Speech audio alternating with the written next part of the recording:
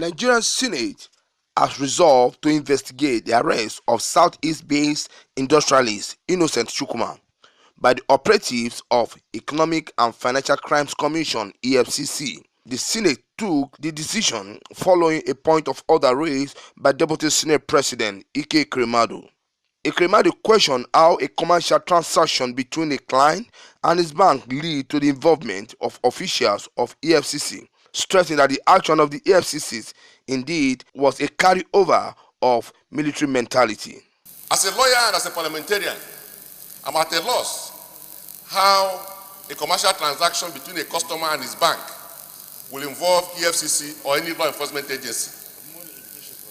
And if we reduce our law enforcement agencies into agents of debt recovery, then we are doomed as a nation. Mr. Innocent Chukwuma is one of the greatest industrialists we have in this country today, employing over 50,000 people. We are talking about unemployment, and these are people who are helping us address the unemployment issues in Nigeria. And in front of his staff, both local and international staff, he was bundled like a common criminal for a mere transaction between him and his bank. Other lawmakers who took turn to condemn the arrest said, when injustice, it is forced on all Nigerians, calling for immediate release of Innocent Chukwuma. Distinguished colleagues, we must all stand up and say no to this type of impunity. All that this continues to do is to undermine the foundations of this country, and we cannot accept it. This government must wake up and look at its institutions and how they function. We cannot continue to shout here every day and somebody ignores it, because this affects each and every one of us. Basic rights are basic rights. They are there in the Constitution. And we must condemn because when Nigerians opted to go for democracy, sir, honestly, all they wanted was that they should be able to predict reasonably what will happen to them in accordance with the laws of this country. So for us to allow people to operate outside the constitution and the laws of this country to do whatever they like because they are occupying offices, I think it is wrong, I think it's condemnable, and I think we have a responsibility to ensure that we do whatever is humanly possible to reverse this trend. It is not healthy, it's anti-democratic, and it has fallen far short of civilized standard. That we must have a responsibility, and we must discharge that responsibility to uplift this country to the level of civilized standard. We must do that. And I believe my sadness percolates the entire chamber. Because when injustice is denied to any Nigerian, when injustice is fostered, on any Nigerian, it is fostered on all of us. When a man has a commercial dealing with a bank, and when the issue is in court, what affairs of state are of such germane importance that the EFCC not only goes to the man's house, breaks his house, and slaps his wife. I wish that all the women of Nigeria will rise up to say this nonsense must stop. The President of the Senate, Bukola Saraki, while sustaining the voice vote, referred the matter to Senate Committee on Anti-Corruption and Financial Crime, giving the mandate to investigate the matter and report back within 2 weeks. But I think truly those who have contributed have raised very, very, very important issues. Because as a society that we're all planning that our country will be one that is civilized, I think this does not speak well for the country. How a private commercial transaction can now become the focus of the Economic Financial Crime Commission. I think this area is what the focus be. Whether he is owing or is not owing, I think that we must be seen to protect the fundamental rights of our individual. First prayer that the Senate do intervene in the arrest of Mr. Chukwuma Innocent, Chairman, Managing Director, Innocent Mostos by the FCC. Those in favor of prayer will say aye. Those against say nay. The ayes have it. Prayer 2, Committee on Anti-Corruption of Financial Crimes to investigate and report to the Senate. Muyiwa Bamdele reporting from Abuja.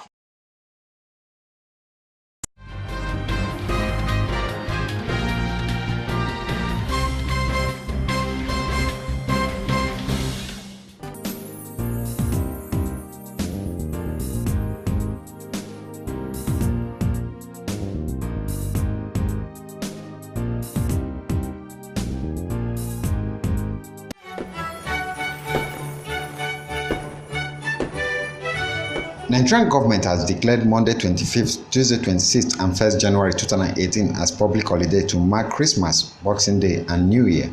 The Minister of Interior, Lieutenant General Abdulrahman Dambazao, retired, who made the declaration on behalf of the government, enjoined the Christian faithful and all Nigerians to use the period in praying earnestly for the betterment and development of the country, while calling on Nigerians to strengthen their resolve to maintain peace and unity in the country. Urge all citizens, home and in the diaspora, to support the administration of President Muhammadu Buhari in his determination in improving the quality of life of Nigerians. The minister wishes Nigerians a happy Christmas and New Year celebration.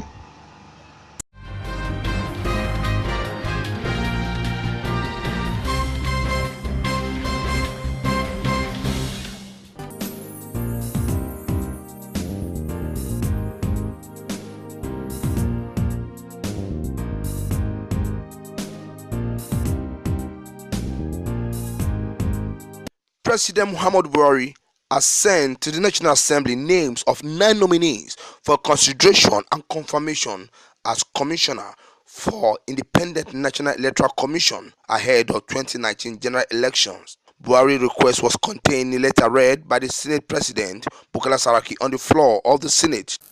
I write to forward herewith the names of 9 resident electoral commissioners appointed for the Independent National Electoral Commission, INEC, for the consideration of the Senate of the Federal Republic of Nigeria. 1. Elder Monday Udo Tom, Commissioner, Akwa Ibom. Baba Abba Yusuf, Commissioner, Borno State. Eric Olawale, Commissioner, Osun State. Dr. Uthman Abdurrahman Ajidagba, Commissioner, Kwara. Mr. Shegun Agbaje, Commissioner, Ekiti. Dr. Cyril Omorogwe, Commissioner, Edo. Yaya Bello, Commissioner, Nasarawa. Dr. Emmanuel Alex Hart, Commissioner, Rivers. And Mohammed Magaji Ibrahim, Commissioner, Gombe.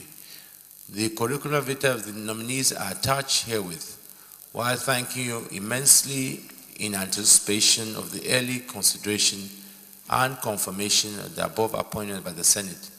Please accept, Mr. Senate President, the assurances of my highest esteem. Yours sincerely, Muhammadu Buhari. In the letter, President Buhari urged the lawmaker to expeditiously consider and approve the nomination. From Abuja, Muyiwa Bamdele reporting.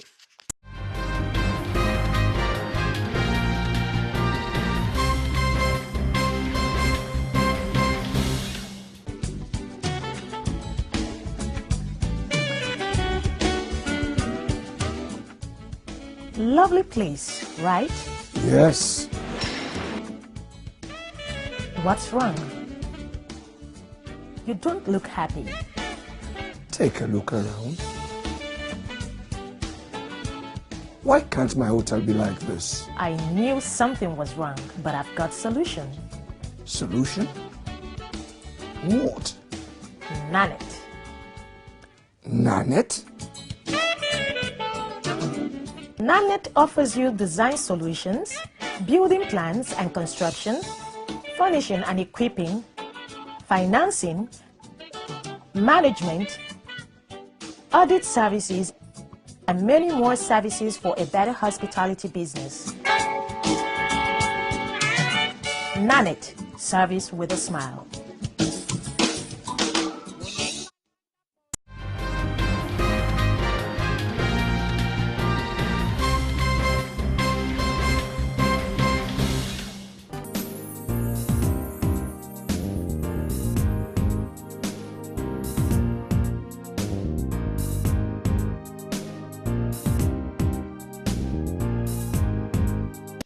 Nigerian Senate has called on the presidency to stop the proposed sales of the National Theatre Complex and Tafawa Balewa Square, Lagos. The upper chamber also asked the Federal Ministry of Information and Culture to immediately develop Tafawa Balewa Square and National Theatre Complex into viable tourist centers for the country. This was sequel to a motion moved by Senator Fatima Raji Rasaki from Ekiti Central. Leading the motion against this move, Senator Raji Rasaki said that institutions and structures are historical landmarks and serve as symbol of Nigerian nationhood.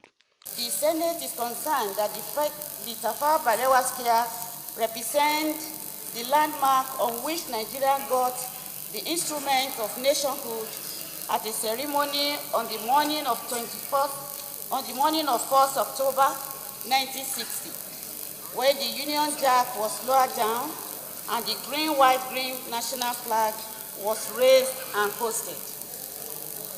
The Senate is informed that the National Theatre specifically built to host the second Black African Arts Festival, named the Festival of Art and Culture, FESTAC 77. To permanently block any other attempt now or in the future, she urged the Tafawa Balewa Square and National Theatre Complex should be declared as national monument, including the State House in Marina, Lagos. The TBS is the threshold of our new life as Nigerians will should not be disposed of.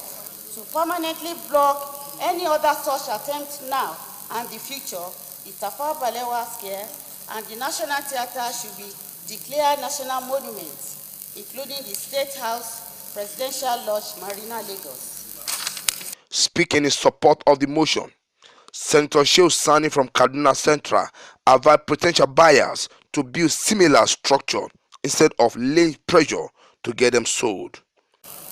They are relics of our history for which we must in every way preserve.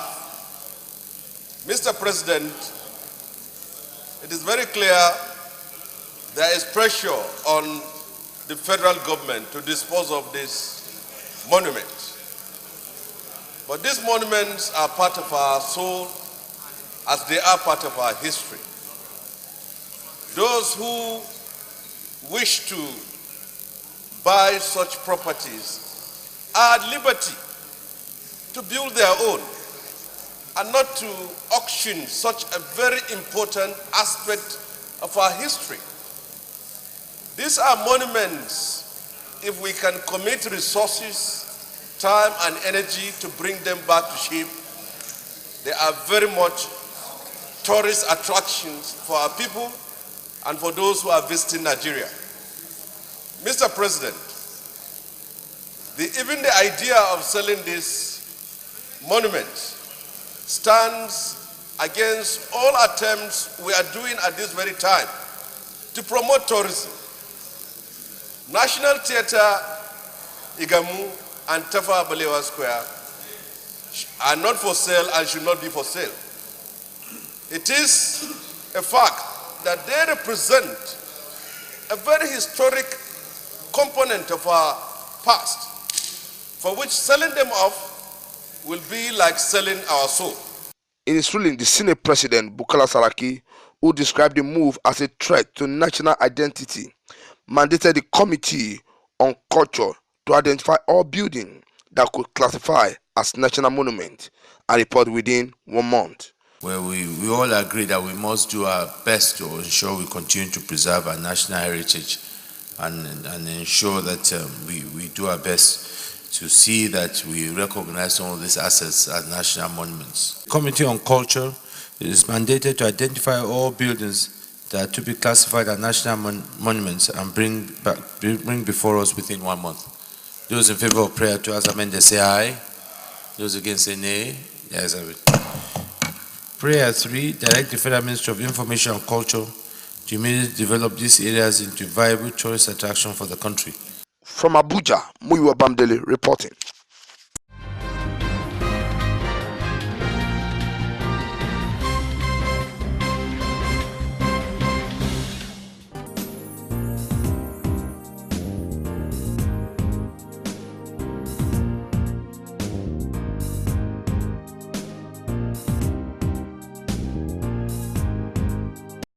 It is estimated that of over 7.5 billion of the world population, 1 billion people are living with one form of disability or the other. Of this figure, Nigeria's share of persons with disabilities is over 25 million. This accounts for about 15% of the total population. Disability issues have seemingly seized the public space, with all stakeholders engaging with several positions emerging on the matter. Despite Nigeria ratifying the United Nations Convention on the Rights of Persons with Disabilities on March 30, 2007, and its optional protocol on September 24, 2010, persons living with disabilities are yet to be mainstreamed into the political, social, economic, and educational space in Nigeria. 10 years after the UN Convention, Nigerian government is yet to pass the National Disability Bill into law. It is on this backdrop that the Cedar Seed Foundation, in collaboration with other organizations like Center for Democracy and Development, Joint National Association of Persons with Disabilities, and Center for Citizens with Disabilities, convened a national dialogue to discuss the challenges faced by people living with disabilities in Nigeria. Lois Autar, founder of Cedar Seed Foundation, said the dialogue is to address challenges faced by people living with disabilities and to also recognize how issues of disability are gradually beginning to dominate public discourse. Majority of persons with disabilities live in the rural areas, languishing in poverty-stricken homes, devoid of conditions necessary to live a meaningful life. They are the poorest of the poor. Those who eventually find themselves in cities have but one major destination, the streets, with one singular purpose of begging for survival. Persons with disabilities are treated as second-class citizens, excluded from the development process. We all need to stand today solidarity with persons with disabilities. Enough of this discrimination and exclusion. Idayat Hassan, the director of Center for Democracy and Development, said the inability of the government to pass the National Disability Bill into law has compounded the problems of those living with disabilities, which include issues of access to health care, violence against those with disabilities, among others. Just emphasizing the issue of access to health. How many hospitals do even have that disability-friendly bed? That is just one example.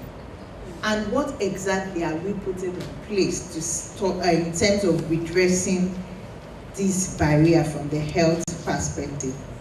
The truth be told, in Nigeria, are we really inclusive enough to ensure that persons living with disability are able to withstand any financial, environmental, and cultural shocks, either in our planning as a government, private organizations, or even individual?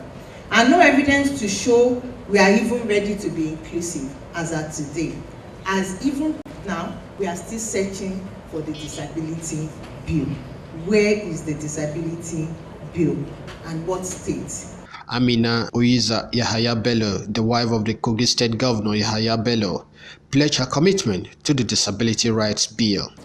I'm happy to be here today because this year, her foundation has had an untiring advocacy of the Disability Bill being passed into law.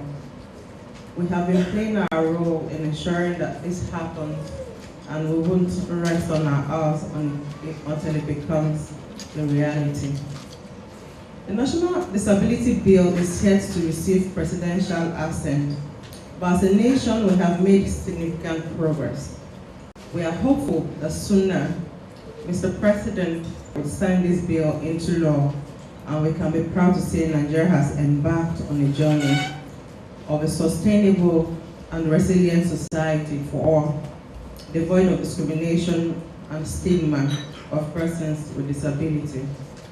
The theme of the event, which had several stakeholders in attendance, was National Dialogue on Disability Rights and Inclusive Development in Nigeria.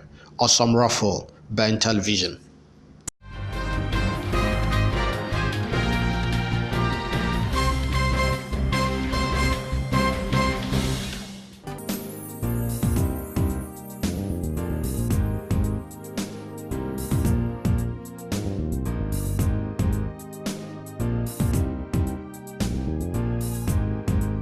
The 36 state governors of Nigeria, through the Nigerian Governors Forum Chairman Abdulaziz Yari of Zamfara State, has given approval for the federal government to spend $1 billion from the SS crude account in support of the fight against insurgency and other crimes in the country, especially the northeastern part of Nigeria. Briefing State House correspondent after the National Economic Council meeting held at the council chambers of the ASO Presidential Villa Abuja, Edo State Governor Godwin Obaseki says the governors believe that this gesture will end the scourge of insurgency in the country. Efforts of the federal government in the area of security. Pleased with the achievements that have been made to date in the fight against insurgency, particularly in the Northeast. The governors of Nigeria, through their chairman, announced at the NEC meeting that the governors have given permission to the federal government to spend the sum of $1 billion in the fight of insurgency. This money is supposed to be taken from the excess crude account. So we expect that the amount will include but not be limited to purchase of equipment, procuring intelligence, logistics, and all what is required to ensure that we finally put an end to the scourge of insurgency. With about 46 million Nigerians still practicing open defecation according to UNICEF reports, Minister of Water Resources Suleiman Adamu briefed the council on the need for state governors to invest in water infrastructure in their states to promote better hygiene for the people in line with the Sustainable Development Goals. Presentation to the National Economic Council asking for urgent steps and actions in the water sector in the country to overcome the challenges we are facing with respect to water supply, sanitation, and water governance issues, with a view to improving our chances of achieving the Sustainable Development Goals by the year 2030.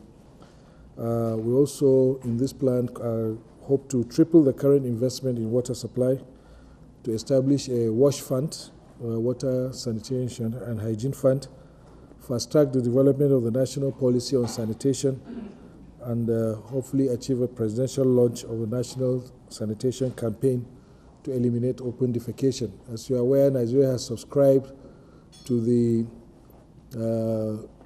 goal of making the country open defecation free by the year 2025. So we need to step up by getting the highest political support for this program. Suleiman Adamu, while commenting on how much will be needed to overcome the water challenges in the country, further stated that the government is adopting a behavioral change approach to tackle the challenges of open defecation. We've also informed Council the need to step up investment because we need about 1.9 trillion naira in the next 15 years to be able to meet the SDG targets for both water supply and sanitation. We have requested that states should look at their development control laws, the environmental plans, to ensure that they start providing public conveniences in public places, which is one reason why the practice is prevalent, especially in urban areas. But for rural areas, we are working on behavioral change. We have a program that we call Rushpin. It has been quite successful, and that program just covers behavioral change, talking to people, advocacy to change their ways. This month's National Economic Council meeting, presided over by Vice President Yemi Osinbajo, is the 10th of its kind in 2017 and the very last one for this year. From the ASO Presidential Villa Abuja, Festus Ejiroge Nefifen for Ben Television.